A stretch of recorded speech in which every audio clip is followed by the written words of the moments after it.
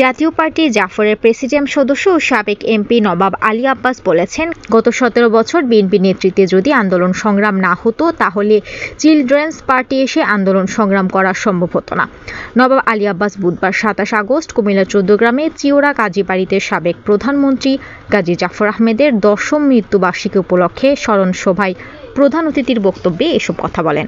উপজেলা জাতীয় পার্টি সভাপতি আব্দুল্লাহ চৌধুরী পাশার সভাপতিত্বে বক্তব্য রাখেন উপজেলা জাতীয় পার্টির সাধারণ সম্পাদক মনিরুল ইসলাম, কেন্দ্রীয় কমিটির মুক্তিযোদ্ধা বিষয়ক সম্পাদক বীর মুক্তিযোদ্ধা কবির আহমেদ মজুমদার, জেলা জাতীয় পার্টির আহ্বায়ক রফিকুল ইসলাম মজুমদার, উপজেলা জাতীয় পার্টির সাংগঠনিক সম্পাদক ওবায়দুল হক পাটোয়ারি, উপজেলা যুব সংহতির সদস্য সচিব আবুল কাশেম, উপজেলা যুব সংহতির আহ্বায়ক কাজী শহীদের পরিচালনায় অন্যান্যের বক্তব্য রাখেন কনকাপৈত ইউনিয়ন জাতীয় পার্টির আহ্বায়ক জাফর আহমেদ, মুন্সিরহাট ইউনিয়ন জাতীয় পার্টির আহ্বায়ক আব্দুল মালিক, কালিকাপুর ইউনিয়ন জাতীয় পার্টির আহ্বায়ক নাসির উদ্দিন, বাতিশা ইউনিয়ন জাতীয় পার্টির নেতা মাহফুজ আলম, গুণবতী ইউনিয়ন জাতীয় পার্টির আহ্বায়ক জাকির হোসেন জিকির, জহিরুল ইসলাম জহির। এ সময় অন্যান্যের মধ্যে উপস্থিত ছিলেন জাতীয় পার্টির কেন্দ্রীয় কমিটির দপ্তর সম্পাদক গোলাম মুস্তফা, পৌরসভা জাতীয় পার্টির নেতা আলী আশরাফ মেম্বার, জেলা যুব সংহতির নেতা বিল্লাল হোসেন, মুন্সিরহাট ইউনিয়ন জাতীয় পার্টির নেতা নূর হোসেন, আবুল কাশেম মোল্লা, গুণবতী ইউনিয়ন জাতীয় পার্টির নেতা জানে আলম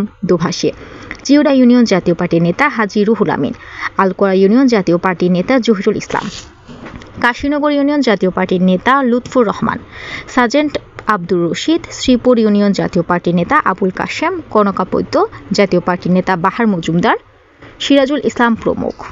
এই ধন বাংলাদেশ আপনাদের সন্তান, এই সম্পদ আপনারা হারান নাই, সমস্ত বাংলাদেশ হারিয়েছে, সমস্ত বাংলাদেশ হারিয়েছে। আজকের এই যে রাজনৈতিক এই যে সংকট দেখা দিয়েছে, কাজী জাফর মতো ব্যক্তির প্রয়োজন ছিল। কাজী জাফর আজকে থাকলে দেখতেন রাজনীতি নিয়ে আজকে যারা ষড়যন্ত্র করছে, এই মুক্ত 5 তারিখের পরে 5 আগস্ট 24-এর পরে যে পরিবর্তন এসেছে, সেই পরিবর্তনকে কোন বিশেষ শক্তি তারা যাচ্ছে তারা সেটা হাইজ্যাক করে নিয়ে যেতে। সেটা কাজী জাফর থাকলে এত সহজ হতো।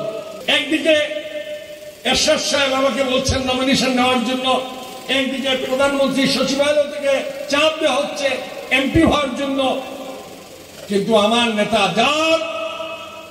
যার কারণে আমি আজকে এই নওয়াব আলী আব্বাস খান রাজনীতিবিদ হয়েছি, সেই সময় তার সাথে বিশ্বাসঘাতকতা করতে পারিনি। আমি তার ডাকে সাড়া দিয়ে আমরা নমিনেশন পেয়েও সেদিন যাই নাই।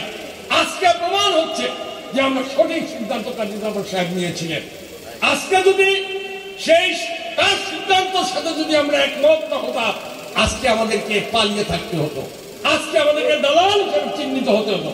আজকে আমরা বুকে হাত দিয়ে বলতে পারি যে আমরা বাংলাদেশের প্রয়োজনে, বাংলাদেশের মানুষের প্রয়োজনে, স্বাধীনতার প্রয়োজনে কাজী জাফর সঠিক সিদ্ধান্ত গ্রহণ করেছিলেন।